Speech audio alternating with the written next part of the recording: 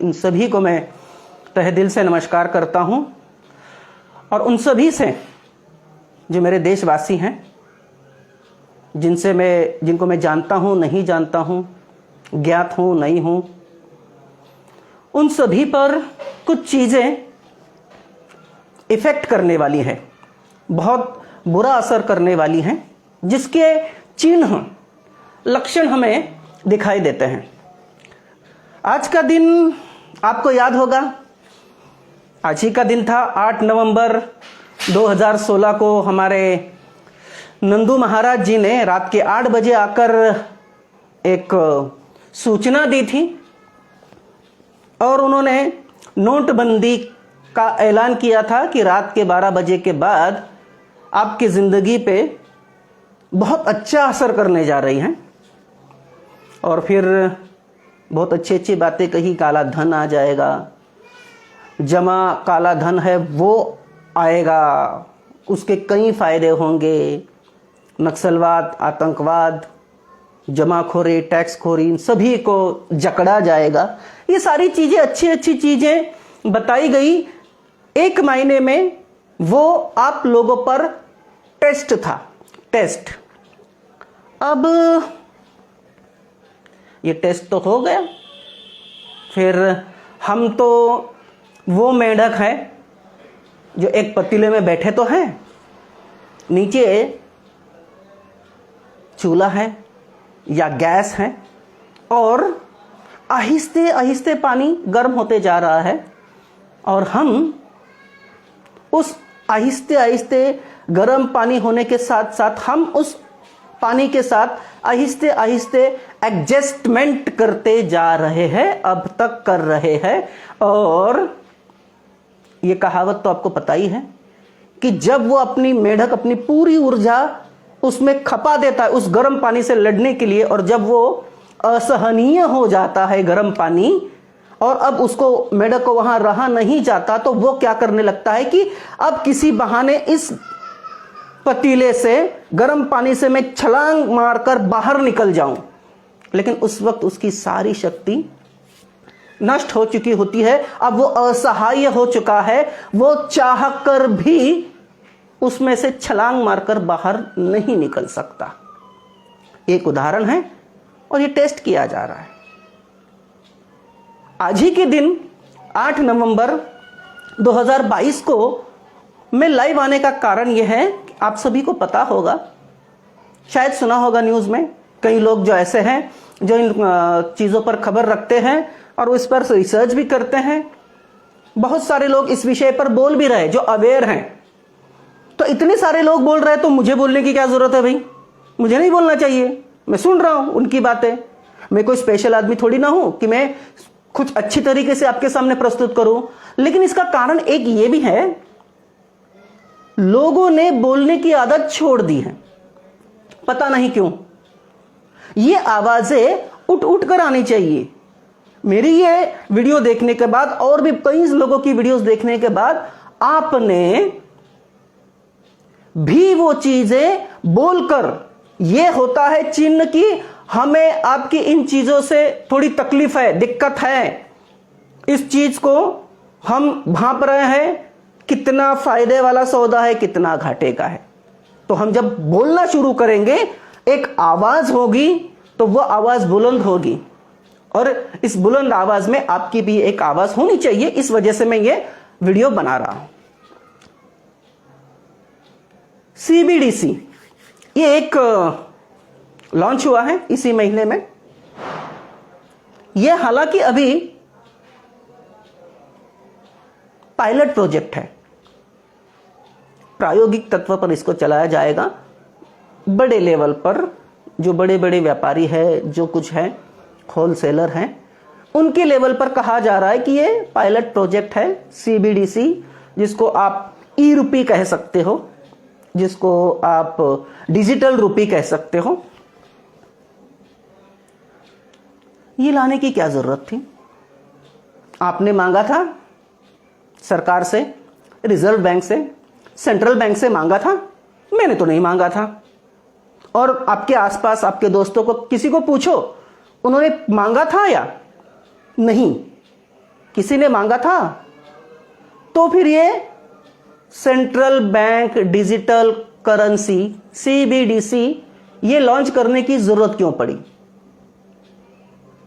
इसका कारण कहीं ना कहीं मैं, आपके दोस्त रिश्तेदार, मेरे दोस्त रिश्तेदार, मेरे देश के नागरिक कहीं ना कहीं जिम्मेदार है। तो भैया किस तरह से? आपको याद होगा 8 नवंबर 2016 को नोटबंदी के बाद जब बैंकों से अपना ही पैसा होने के बावजूद हम जब बैंकों में कतारें लगाते थे कई घंटे, इवन कि हम सुबह सुबह तड़के ही चले जाते थे कि हमें नोट मिले, और उन नोटों से हमारा जो रोजमर्रा की जो जरूरतें हैं, जो हमारे व्यवसाय है, इसके लिए हमें पैसे की जरूरत होती है, और वो पैसे वहां उस वक्त नहीं मिल रहे थे, नोटों की किल्लत थी। और उस वक्त इस सरकार ने टेस्ट करने के लिए, मेंढक को वो याद रखिए आप, मैंने जो पहले आपको बताया था, टेस्ट करने के लिए कि आप कितने सहनशील हैं और ऐसे वातावरण में कैसे अपने आप को ढालने की कोशिश करते जाते हो। तो इन्होंने पहले 2000 के नोट निकाले। क्यों? पता नहीं। क्या साजिश थी? जानने की कोशिश करिए। फिर उसके बाद जब दिक्कतें लोगों को लगी तो फिर 500 रुपए के नोट निकाले इन्होंने। और फिर जब हम किसी को 2000 के नोट देते थे तो उनके पास छुट्टे नहीं होते थे। इससे एक अलग खेल भी शुरू हुआ जो नहीं होना चाहिए था। लोगों ने उन पैसों के बदले कमीशन लेकर उन्हें छुट्टा देना शुरू कर दिया, लेकिन सभी ने नहीं किया ऐसा। सभी इस परेशानी में शामिल थे, वाकिफ थे और दो चार हो रहे थे। नया जुमला निकाला, चलो आप एक काम कीजिए, आपको दिक्कत होती है तो चाइना का पेटीएम लेके आए। हालांकि पूरी तरह चाइना का नहीं है, इसमें हमारे भारतीय भी हैं, उसमें शेयर होल्डर्स हैं, लेकिन पेटीएम आया। उसके बाद फिर इन्होंने चस्का लगा दिया, कई लोगों को वो मशीनें दे दी कि बोले आपके पास अगर कोई ऐसा आएगा, इसको आप आधार कार्ड से लिंक करा दीजिए, आपका बैंक अकाउंट लिंक हो जाएगा, आपके अकाउंट में पैसे होंगे। आप जो भी है नंबर दिखाकर कि भाई देखो ऐसा ऐसा है, मेरे अकाउंट में पैसे है, मैं आपको ट्रांसफर करता हूं, अभी QR कोड आ गया है, स्कैन आ गया है, नंबर से पैसे होते, अकाउंट टू अकाउंट ट्रांसफर होते। तब से इन्होंने आपको वो चस्का लगा दिया। ये आपने मजबूरी में किया था, आपकी उस वक्त जरूरत थी, ऐसा आपने जाना और आपने वो किया। उसके बाद पे जो है वो पे आ गया, फिर उसके साथ गूगल पे आ गया, और फिर हमारे बैंकों ने भी ऑनलाइन ट्रांजैक्शन करने की हमको अनुमति दी। उसमें भी, उस ऐप में भी होता है बारकोड, आप स्कैन करो या ऑनलाइन करो, तो ये सारी चीजें हो गई। इससे हुआ ये, कहीं ना कहीं आप जिम्मेदार इसलिए हो, आप में वो थोड़ा आलसीपन आ गया। तो भाई अगर मोबाइल टू मोबाइल ही होता है, मेरी सैलरी मेरे अकाउंट में आती है, अकाउंट में आने के बाद मुझे बैंक जाने की क्या जरूरत है, मुझे ATM जाने की क्या जरूरत है, तो मैं अपने ही मोबाइल से किसी को पैसे देने हैं, मैं ऑनलाइन ट्रांसफर कर दूंगा, कुछ चीज लेनी है मैं QR कोड स्कैन कर लूंगा, मुझे मेरे जेब में नोट कैरी करने की जरूरत नहीं है, मुझे चिल्लर कैरी करने की जरूरत नहीं है, सिक्के कैरी करने की जरूरत नहीं है। कोई ऑनलाइन मंगाया तो ऑनलाइन ही पैसे दे दिए, वरना COD होगा तो कैश ऑन डिलीवरी पे जो आएगा बंदा उसके पास भी स्कैन होगा। ये सारी चीजें कर करके आपने सरकार को बता दिया कि हम आलसी हैं और हम कम मेहनत से ज्यादा कुछ पाना चाहते हैं। किसान जब तक की मेहनत ना करे उसकी मनचाही फसल नहीं पा सकता। लेकिन आप शहरी आदमी हो गए, कंप्यूटर चलाने हो गए, कीबोर्ड पे काम करने हो गए, लैपटॉप पे काम करने वाले हो गए, तो भाई आपको तो आलसी होना बनता ही है। दुष्परिणाम क्या हुए? देखा सरकारों ने या एक ऐसी तीसरी आंख बिग बॉस वाली, जैसे आप देखते हो कि वो कहीं दिखता नहीं है लेकिन नजर रखता है, उन्होंने देखा कि भाई इनको अब ये चस्का लग गया है, तो हम अब इनकी जेब से नोट निकालेंगे, सिक्के निकाल लेंगे और ऐसा रुपये लेके आएंगे। इनको रुपये से ही मतलब है ना, नोट से तो वो खेलते नहीं, चिल्लर इनको जेब में रखती नहीं है, सिक्के उनको चाहिए नहीं, नोट नहीं चाहिए। फिर हम बता देंगे कि गीली होती है, फट जाती है, और उन नोटों पर अगर कुछ बीमारी के अंश वगैरह हो गए, वायरस हो गया, तो डरा तो दिया था आपको, टेस्ट कर रहे थे, टेस्ट उस मेंढक की तरह आप एडजस्ट हो रहे हो। तो इस तरह चल रहा है काम। इसके दुष्परिणाम क्या होंगे, कभी सोचा है आपने? सीबीडीसी ये है क्या? ये सेंट्रल बैंक क्या है? ये हमारे लिए सेंट्रल रिजर्व बैंक है, भारत के लिए रिजर्व बैंक जो सेंट्रल बैंक का ही एक है। अमेरिका में ये अमेरिका फेडरल रिजर्व बैंक कहलाता है। इंग्लैंड में बैंक ऑफ इंग्लैंड कहलाता है। यूरोपियन देशन में इसको यूरोपियन सेंट्रल बैंक कहते हैं।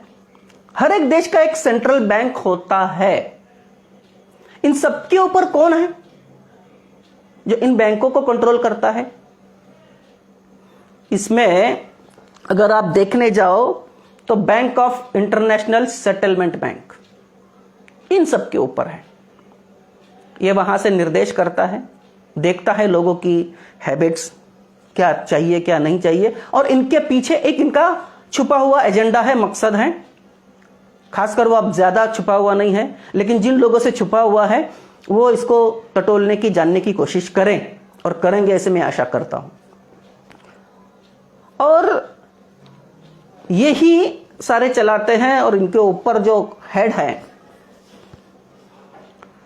उनके बारे में आप सोचिए। अब ये जो है, इन्होंने क्या करा, आपकी जो हैबिट्स है इनको अपने समझ लिया। हमारे देश में क्या हुआ, ये सभी चीजों के लिए एक तो आपके पास जो आधार कार्ड है वो कहीं ना कहीं से लिंक होना चाहिए। तो लिंक कहां से करेंगे? जो गरीब लोग हैं, जिनके पास बैंक अकाउंट ही नहीं है, तो उनको बताया गया कि आपके लिए जनधन योजना के तहत आपको कुछ राशि मिलेगी। वो कहते हैं ना, टेम्पटेशन या प्रलोभन दिया गया, लालच दिखाई गई, और फिर कई लोग आ गए और उन्होंने 2015 को ही जनधन योजना शुरू हो गई, और इस जनधन योजना के तहत कई लाख खाते खुलवाए गए, कई करोड़ों में गए। अब उसके बाद होता यह है, खाते खुलवाने के लिए आधार कार्ड कंपलसरी है, तो जाइए पहले आधार कार्ड बनवाइए। आधार कार्ड बनवा लिया। जिनको बैंक में जाना था, जिनको सिलेंडर चाहिए था, फ्री में सिलेंडर देंगे बोला था, फिर जो आधे हैं वो सिलेंडर के लालच में, प्रलोभन में गए, उनको भी कहा कि आप आधार कार्ड से लिंक कराइए आपका, फिर आपको सिलेंडर मिलेगा। अब ऐसा करते करते हर चीज को इन्होंने आधार कार्ड से जोड़ा गया। अब वो कहते हैं आपका जो वोटिंग कार्ड है ना, अब वो गरीब लोग थे जिनके अकाउंट नहीं थे, तो वो पैसे के लिए बैंक में अकाउंट भी खुल जाएगा जीरो बैलेंस पे, और कुछ पैसे भी आएंगे तो सोने पे सुहागा, ऐसा सोच के चले गए। जिनको सिलेंडर नहीं था, लकड़ियां फूंक कर जो धुएं में हमारी बहनें, महिलाएं, वो तकलीफ में थी, मानता हूं मैं, लेकिन एक लालच के जरिए उनको भी वहां तक ले आया। अब जो छूट गए हैं शहरी लोग या सारे देश के लोग, अब उन सभी का अगर वोटर आधार कार्ड से अगर लिंक कराना है तो कहते हैं कि वोटर कार्ड से आप लिंक करा दीजिए। अब ये इससे भी लिंक हो गया। ये सब करते रहते, लेकिन आप लोग ये सारी चीजें देख रहे हैं, इसके नुकसान क्या हो सकते हैं वो नहीं देख रहे, ना इसका विरोध कर रहे हैं। तो फिर ये अभी इन्होंने सीबीडीसी के तहत डिजिटल मनी, डिजिटल रुपी, ऐसा ये फंडा लेके आए हैं। और इससे जो है आगे चलकर जो तकलीफ होगी, हालांकि अभी ये तो है हमारे पास जो करेंसी है वो फिएट करेंसी है, जिसको हम अपने घर में रख सकते हैं, हमारे तिजोरी में रख सकते हैं, हमारे बैंक में रख सकते हैं, हमारे वॉलेट में रख सकते हैं, साथ लेके घूम सकते हैं, जिसको हम छू सकते हैं। किसी को हम कहते हैं ना, हमारे घर में कोई आएगा तो हमें, मेरी किसी लोगों का डर है तो मैं चुपके से उसके हाथ में रख दूंगा, तो नोट के जरिए हम कुछ रख देते हैं।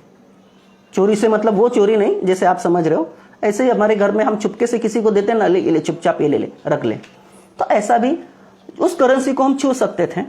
अब ये इन्होंने ई रुपये वाली करेंसी लाई है।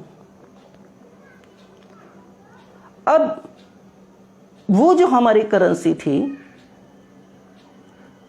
इन्हें हम जब चाहे खर्च कर सकते थे, जहां भी जाए कुछ भी कर सकते थे, वो हमारी मर्जी से थी। लेकिन अभी भी ये कोई जबरदस्ती नहीं है, लेकिन आगे चल के हो सकती है, आशंका है।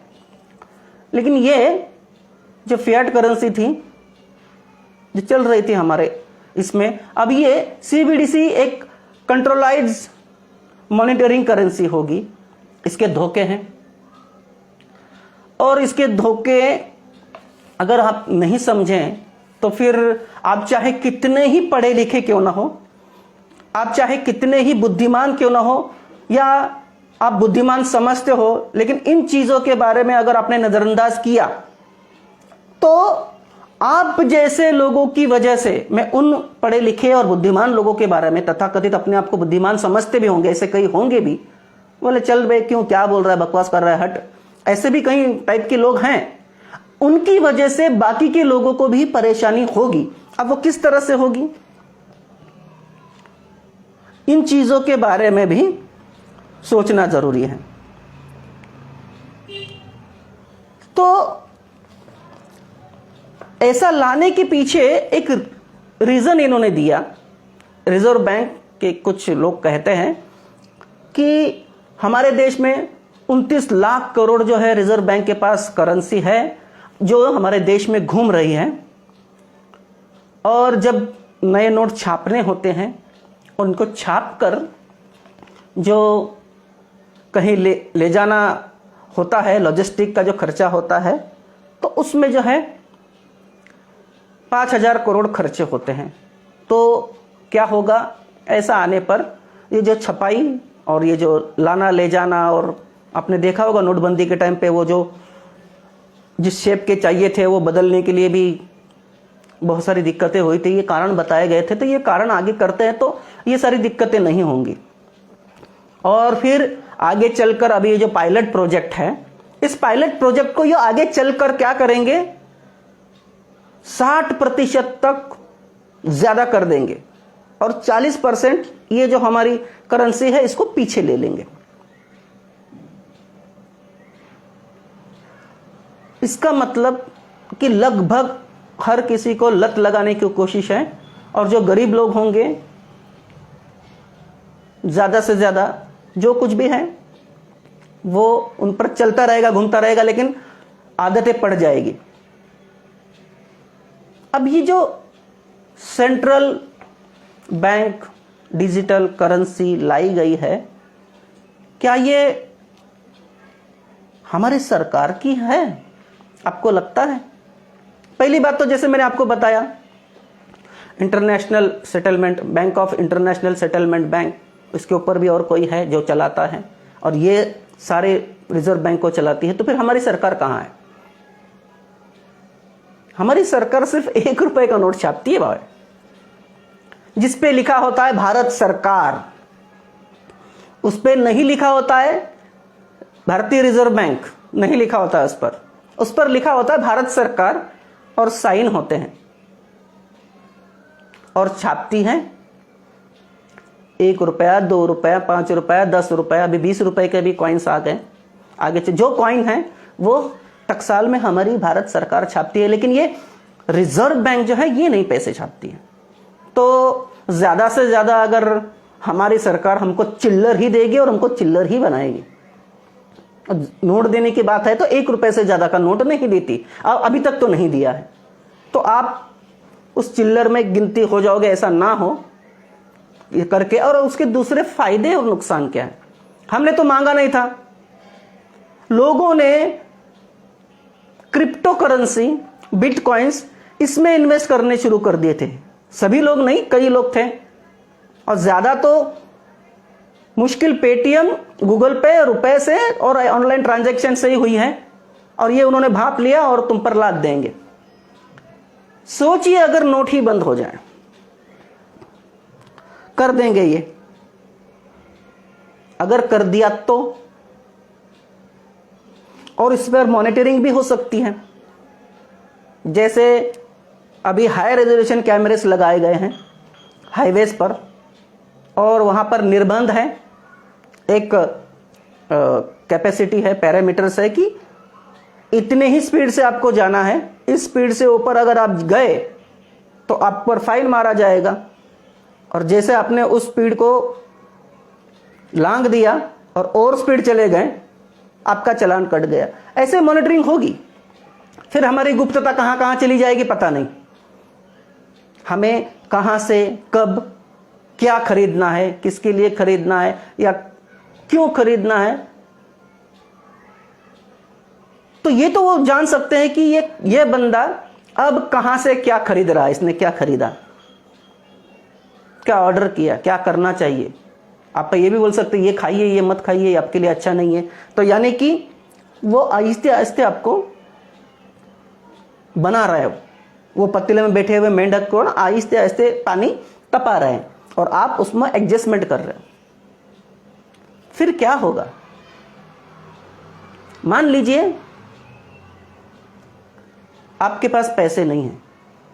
अब पैसे नहीं है तो मेरे पास 1-2 उदाहरण है जो मैं यहां पर बताना चाहूंगा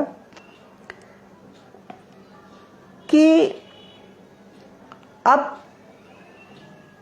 कैरी नहीं करते हो नोट ना चिल्लर, तो हुआ क्या, आप सब्जी वाले को जब खरीदने जाते हो, पैसे नहीं होते, आप चले जाते हो, तो वो बेचारा बोलता है यार इनके पास पैसे चिल्लर नहीं थे, इसकी वजह से इन्होंने मेरा खरीदा नहीं। तो वो मजबूरन से वो QR कोड लगता है, बोलता है अभी यही ट्रेंड चल रहा है तो रखे। आपने उसको आदत लगा दी सब्जी वाले को। मोची के पास गए, वही बात आ जाती है कि भाई चिल्लर नहीं है, तो उसका धंधा कम होने लगा।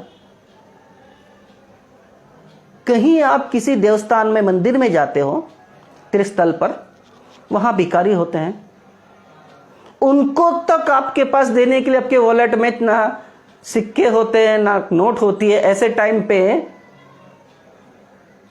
उनकी भीख कम होने लगी, इसलिए भिखारियों ने भी, गरीब लोगों ने भी QR कोड मंगा दिया, भाई नहीं है तो इसको स्कैन करो लेकिन हमको कुछ दे दो ताकि हमारा भी पेट पलता रहे। ये आपकी वजह से हुआ। जब आपके पास ये नोट नहीं रहेंगे तो ये इसी मोबाइल से चलते जाएंगे। अब देखिए कुछ साजिशें हैं, कुछ साजिशों पे ध्यान दीजिए।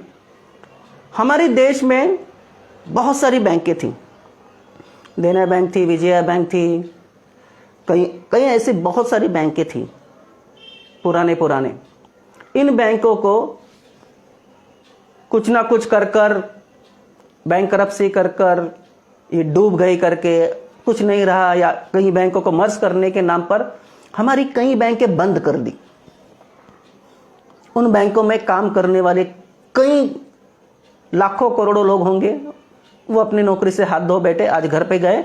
आज कुछ चुनिंदा बैंकें हैं, आगे चल के ये भी बैंकें सब खत्म हो जाएंगे और रिजर्व बैंक अपने ऊपर पूरा कंट्रोल ले लेगी। तब ठीक है, वो चलेगा मोबाइल से। एक बैंकों के हो गए, चलेगा मोबाइल से। मोबाइल किस चीज से चलता है? मोबाइल चलता है आपके, एक आपका यूनिक नंबर होता है जो आपको बैंक के साथ लिंक होता है। तो वो नंबर के लिए जो सर्विस प्रोवाइड करेगी वो टेलीकॉम कंपनी, आपके नंबर की अहमियत हो जाएगी, क्योंकि वही आपका एक यूनिक कोड है और वही आपका बैंक लिंक है। आपको याद है ना, इसकी लत लगाने के लिए, जिसको मोबाइल की ज़रूरत नहीं थी, जिसको इंटरनेट की ज़रूरत नहीं थी, क्योंकि पहले बहुत महंगा था, वो बोलते थे कि नहीं हमको कॉल भी नहीं करना, इतने पैसे कटते हैं इंटरनेट के लिए, तो 10-10 MB लेने के लिए लोग यूं चलाते थे, यूं बंद कर देते थे, और वो बोलते थे ये बड़ा आदमी है, यूज़ कर रहा है। आज तो पता नहीं कितनी ही GB खा जाते हैं मोबाइल में पैसे। तो ये आदत लगाई गई आपको। जियो ने तो आपको फ्री दे दिया कि चलाओ, जितना तुम इंटरनेट चला सकते हो चलाओ, फ्री है। मोबाइल भी फ्री में दे दिए कि जियो का मोबाइल ले लो, इंटरनेट लो, सिम लोगे तो मोबाइल भी फ्री। ऐसी आपको आदतें लगाई गई। जब जैसे बैंक बहुत ज्यादा थे, कम हो गए, ऐसे टेलीकॉम कंपनियां भी थी, हच थी, ऑरेंज थी, बहुत सारी कंपनियां थी, वो बंद हो गई। आज चुनिंदा 2-3 कंपनियां हैं, मेरे ख्याल से वोडाफोन आइडिया है, जियो है और एयरटेल है। MTNL और BSNL पता नहीं कितना काम करता है गाँव में, कितना नहीं करता है, कितने लोग उसको यूज़ करते हैं, और उसको तो पीछे कर दिया है। 4G आज तक उस पर आया नहीं है, यहाँ 5G भी आ गया। तो चीज़ें हैं, एक षड्यंत्र है। मान लीजिए उन कंपनियों ने आज जो आपका नंबर है, इसकी सर्विस पहले तो फ्री होती थी, लाइफ टाइम फ्री करके बोलते थे, लेकिन अभी उसको आप यूज करें ना करें, चालू रखने के लिए आपको एक पर्टिकुलर अमाउंट देनी पड़ती है। उस वक्त अगर उन बढ़ाए तो क्या क्या होगा?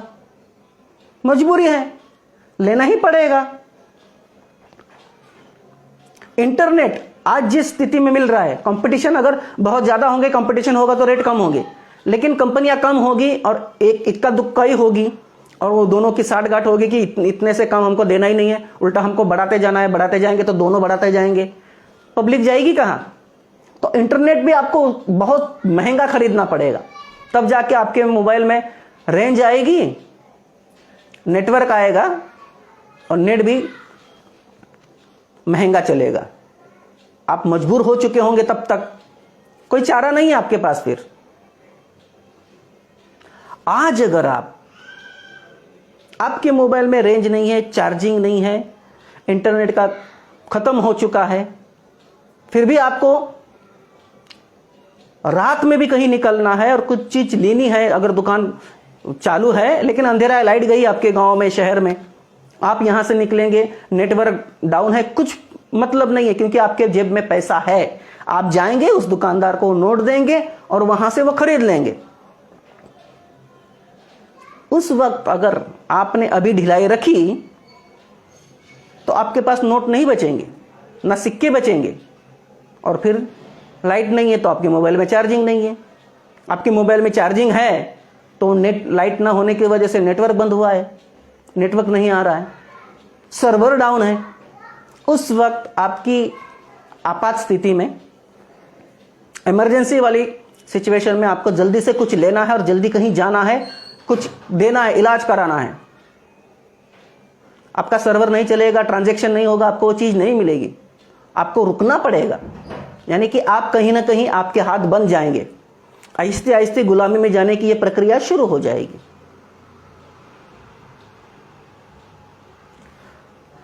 तो भाइयों, ऐसा होने देंगे आप लोग? मैं आशा करता हूं कि यह जल्द ना हो, लेकिन अगर आप लोग चुप रहे और इस चीज को बढ़ावा देते रहे कि नहीं ये तो बहुत अच्छा है, बहुत अच्छा है, पैरेलल ही चले ना, ये भी चले वो भी चले, जिसको जो लेना है रखे, जिसको मोबाइल से करना है, इंटरनेट से करना है करे, लेकिन हमारे नोटें बंद नहीं होनी चाहिए। लेकिन अगर कर दी तो क्या करेंगे?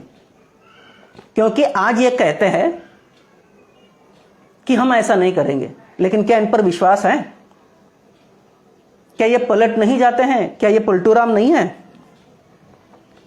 आइए देखते हैं कि कैसे ये पलट चुके हैं, कैसे विश्वास करेंगे आप इनके पास।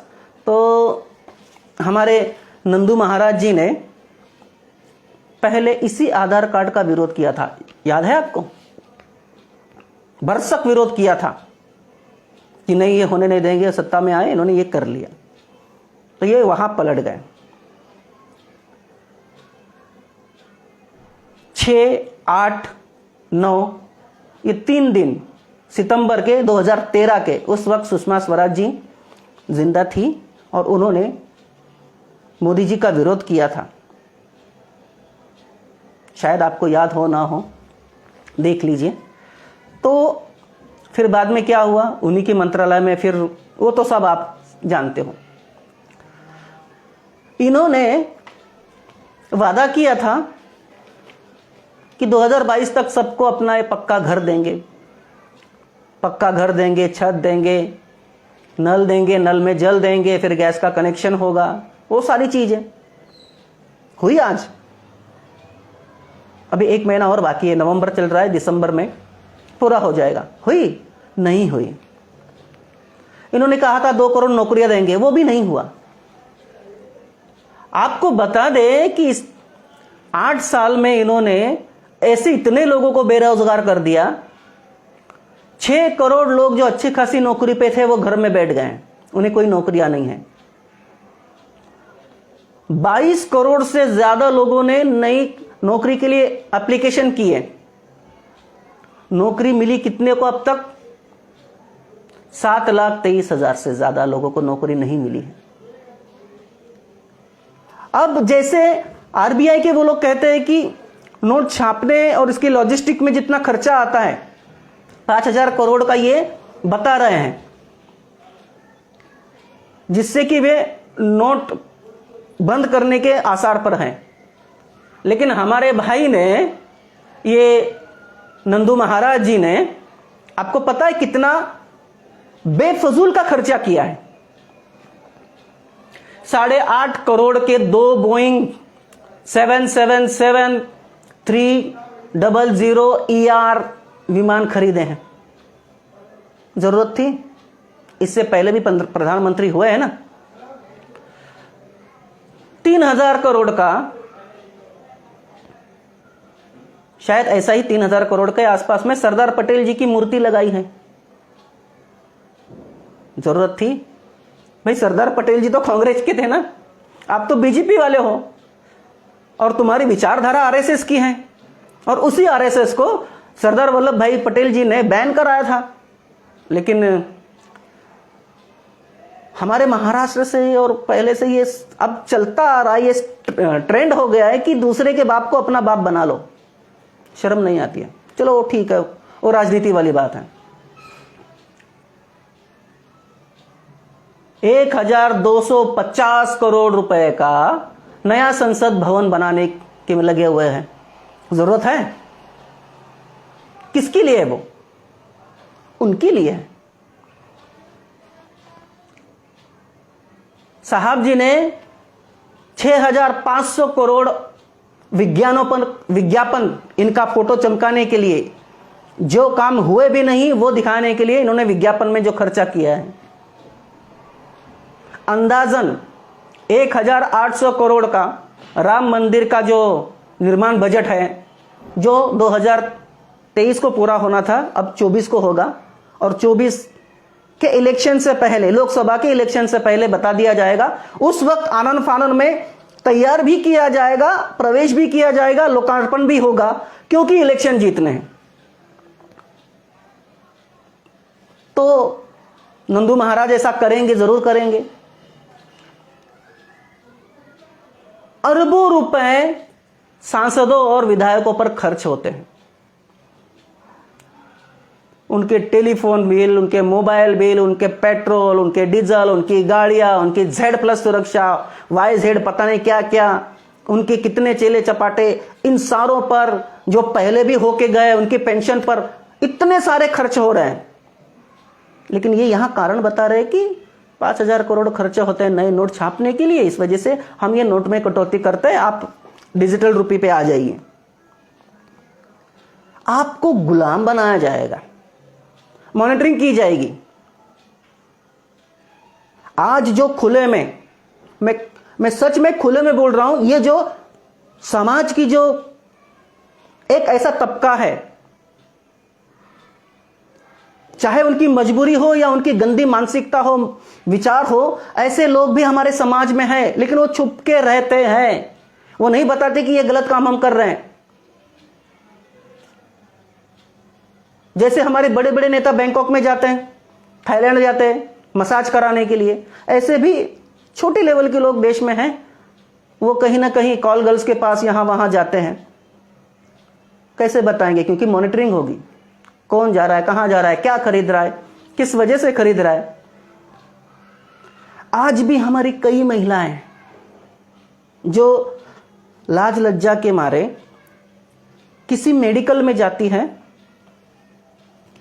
तो उस मेडिकल में एक लड़की को ढूंढती हैं और देखती है कि ज्यादा भीड़ ना हो, और छुपके से जाके बोलती है कि मुझे पीरियड पैड चाहिए, और वो भी एक न्यूज़पेपर में ढक के दे दीजिए। ये लोक लज्जा भी हैं। कई लोग घर या बाहर कई इस्तेमाल करने के लिए कॉन्डोम्स मांगते हैं। ये इनकी निजी जिंदगी है, ये इनकी जरूरतें हैं, वो होता है। लेकिन इस सारी चीजों पर अगर आप सोचेंगे कि ये चीजें सामने आ जाएंगी तो, और ये वो देखेंगे, हमें बताएंगे नहीं बताएंगे पता नहीं।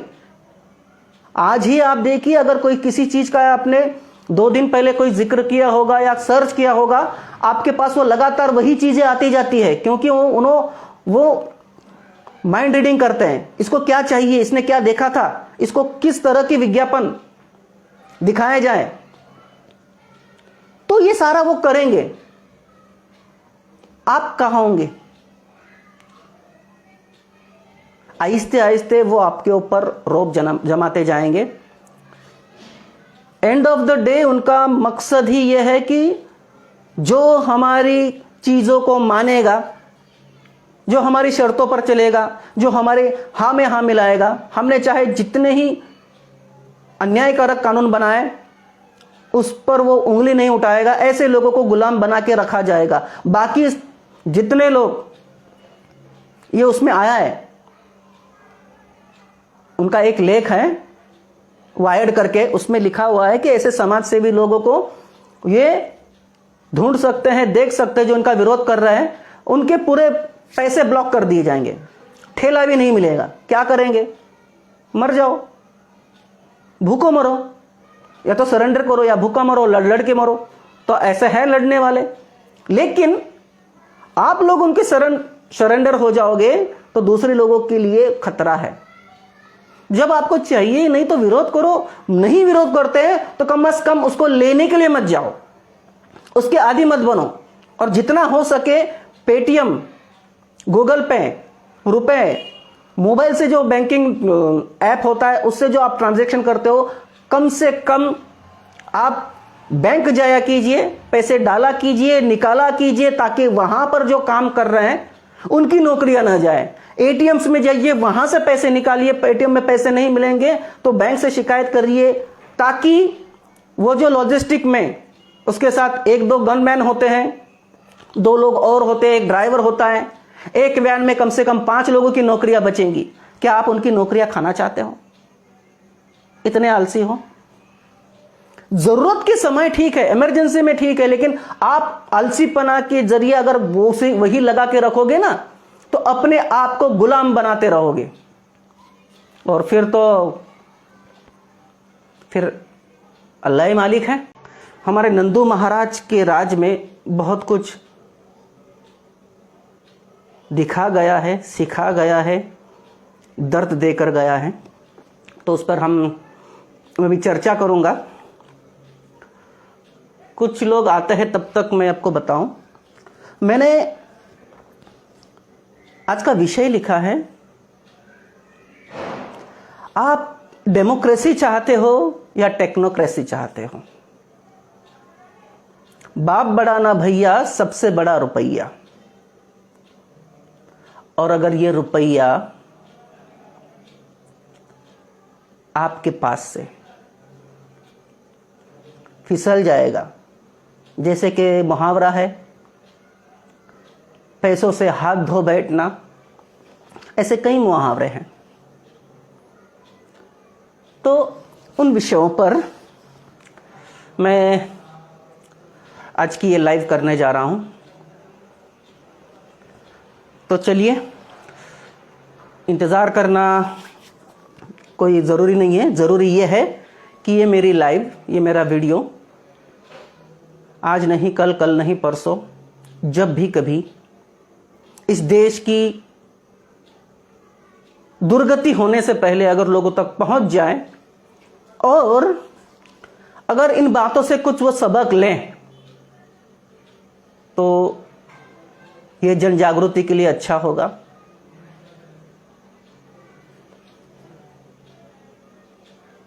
बहुत सारी चीजें हैं, मैं एक एक करके मतलब आज ही के मेरे इस मुद्दे पे बताऊंगा।